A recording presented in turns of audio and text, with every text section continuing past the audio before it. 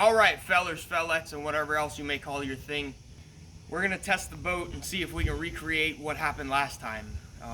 Before we get to that, a few of y'all asked me to do more like interior shots of the boat, show you more about the boat.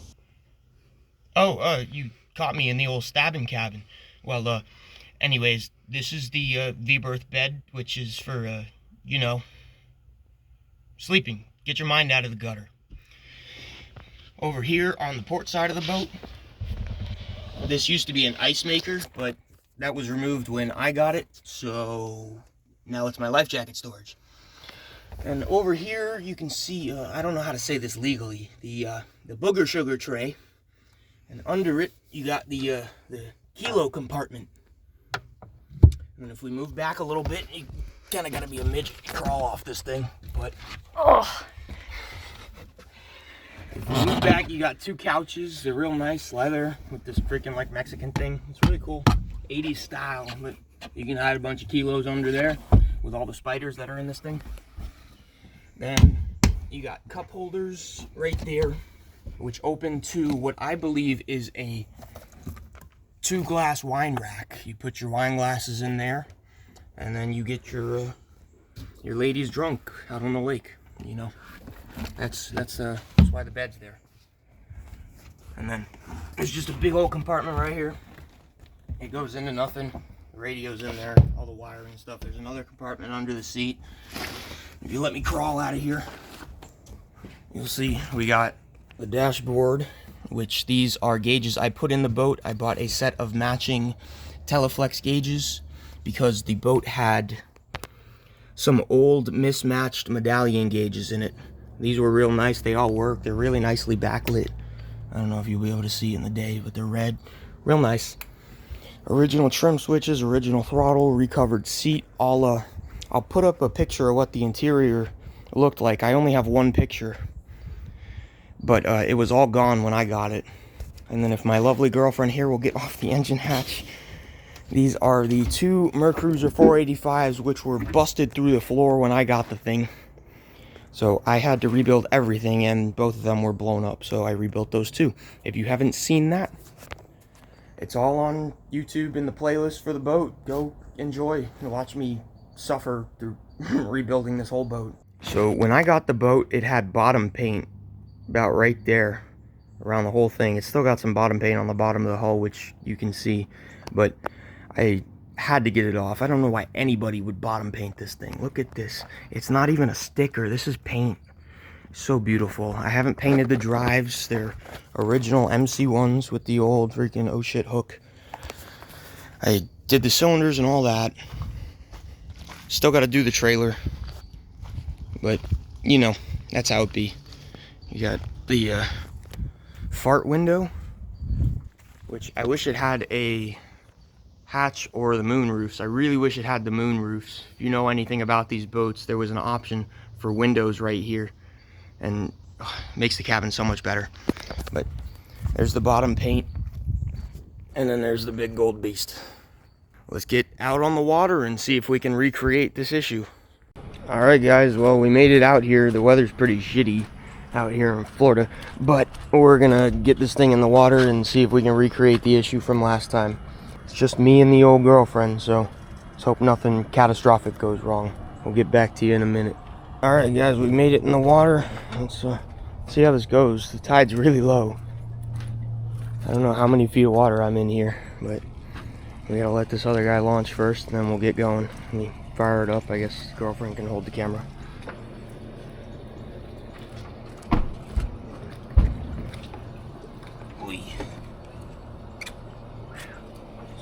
Get this puppy fired up, and hopefully it works right. See, we're gonna have oil pressure on this gauge. Probably not. No, whatever. Let's fire up the problem engine first. This is brackish here.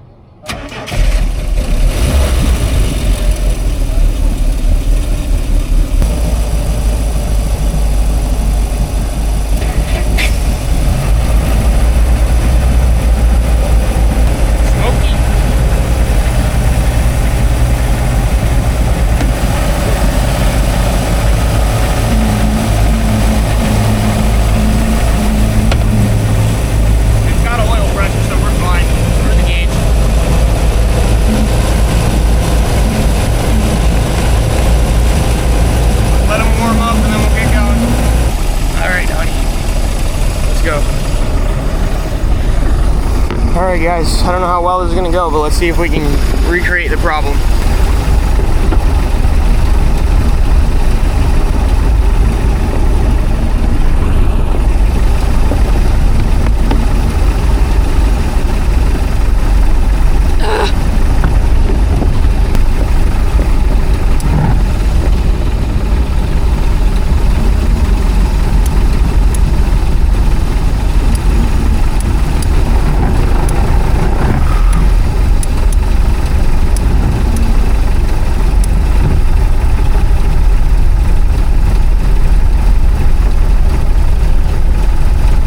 My fourth time having it out.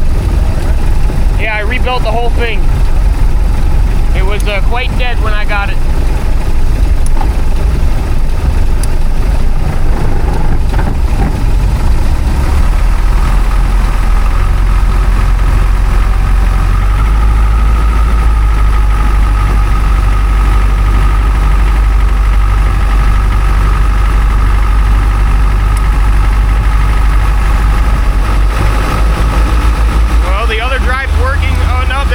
It just picked up RPM.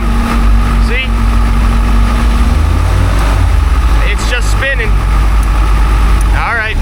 Well, that didn't take too long.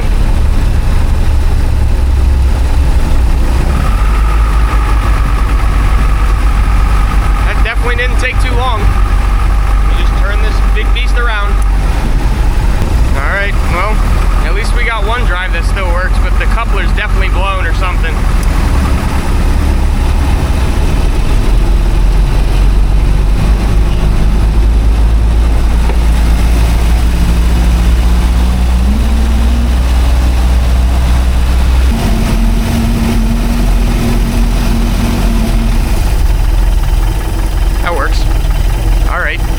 Well, we got one engine.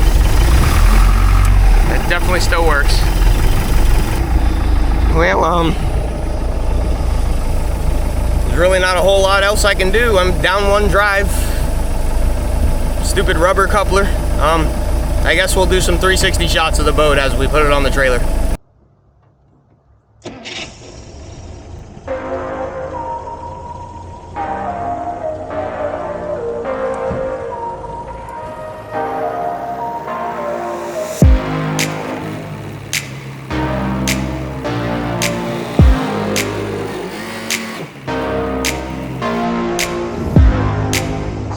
That one engine still works good.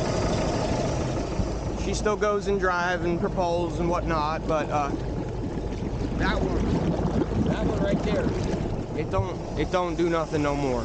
The rubber coupler